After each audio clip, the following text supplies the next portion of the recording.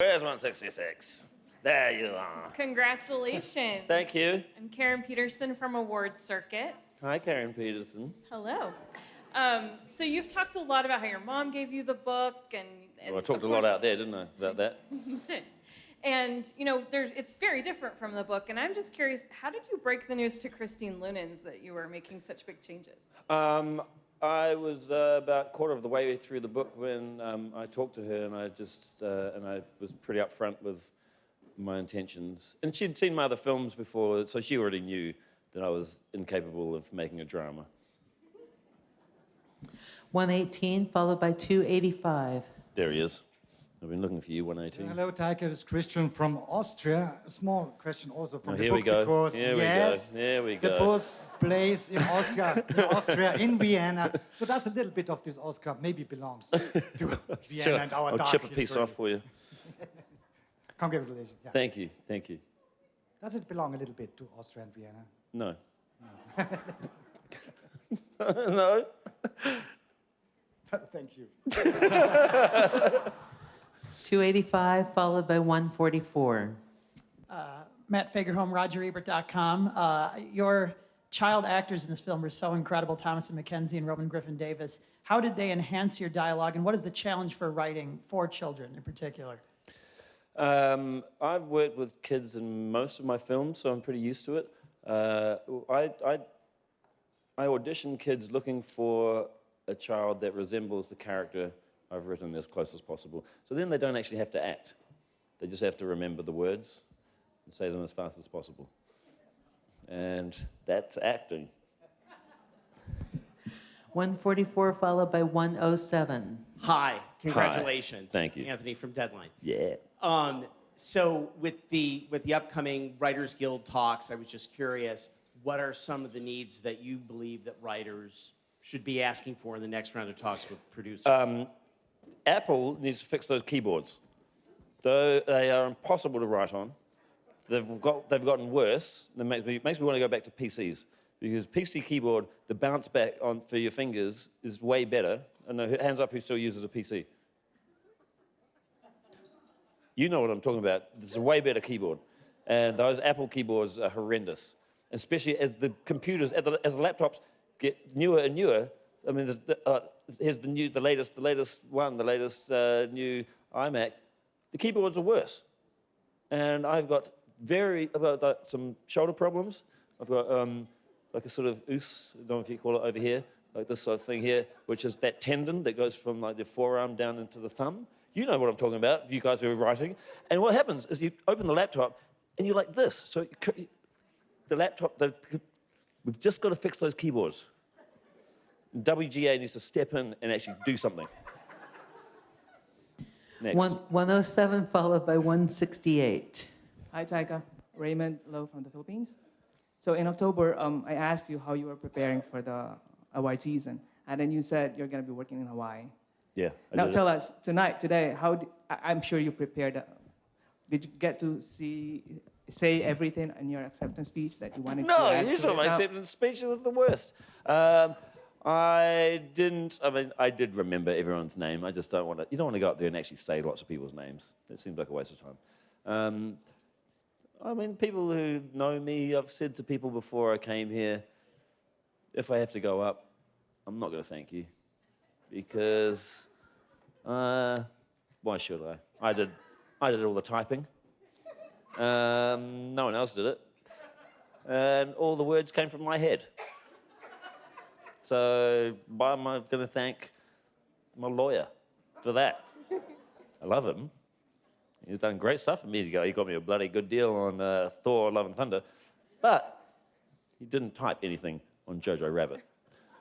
So, you know, as far as acceptance speeches go, I think mine was probably the most truthful speech that anyone's ever given. I think we can all agree on that. 168, followed by 273. 168! Sorry. Hi, Taika. Kate Hagan from the Blacklist. Congratulations. Thank you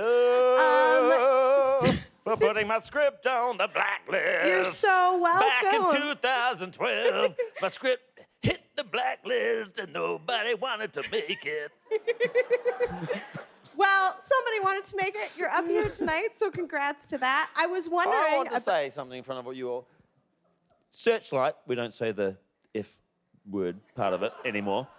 Searchlight were the only people who had the B word to actually make this film and follow through with it. And I owe a lot of this to them, not to Austria, to Searchlight. So my question is, from the time that the script was on the blacklist 8 years ago to today, what is something you wish you could go back and tell yourself at the beginning of that writing process, knowing what you know now? Eat vegetables. Don't take life too seriously. No, I don't know. 2012, well, I don't know. I mean, I had my first kid then. So just as my script hit the blacklist, I had a baby. So I guess I'd tell my 2012 self, you gotta look after that baby. And nothing else really matters, and nothing else is more important than that baby. 273 followed by 65, and that'll be last question. Hi, Taika. David from Israel over here, straight forward. Mazel tov. I understand that the movie was just adopted as an educational tool by the USC Shoah Foundation. What does that mean to you? I mean, there's been a few things before tonight that have made me feel validated in the efforts to make this film and why I wanted to make the film. And a few things happened. One of them was that Mel Brooks gave it his seal of approval in front of most of Hollywood in this AFI lunch. And I leaned over to my producer at the time and I said, this whole award season can go down the drain, for what I'm concerned. This is our Oscar. The fact that this guy, one of my heroes, has given us this recognition. There was one moment. A few other times with people from Q&As, after Q&As, people whose parents had survived or been through various camps during the war, who said, "Oh God, I wish my parents were here to see this because they would have loved this film." And so, it's nerve-wracking making a film like this and infusing it with humor. And then when the Shoah Foundation said that they're going to make that part of the education curriculum, that, for me, sort of sealed everything. And it made me feel like, yes, it's worthwhile, and, there is a point to telling these stories again and again in different ways. And this is just one of the different ways we've got to tell these stories. Last question, 65. Taika, congratulations, Eli Glasser from CBC, Canada's public broadcaster. You began working on this film years ago when you were worried about kind of the direction things were going in this state of global affairs. We're now heading into a new election in America. We've had Brexit. I wonder, how are you feeling about things now? I have lived in a little bubble for 6 weeks where any spare moment I will curl up under a table and go to sleep. So I haven't really I have no idea what is happening in the world, and it feels really weird to be like, because I'm not usually like that. So, but yeah, a lot of us making the film was in response to a resurgence of hate and intolerance and hate speech. And here's the thing: at the end of the war, there was a very clear rule. If you're a Nazi, you went to jail. Now, the rules have changed a bit. If you're a Nazi, feel free to have a rally down in the town square and you can invite all your mates.